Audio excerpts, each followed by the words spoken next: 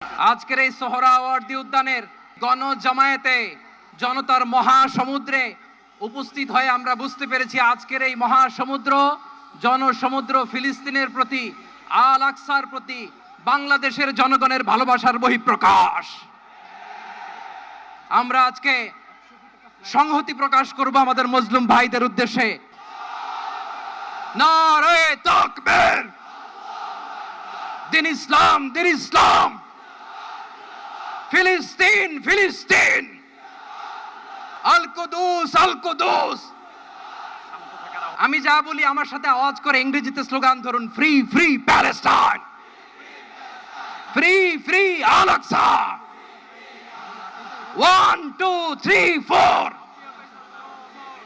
genocide no more, from the river to the sea, Palestine will be free. Nare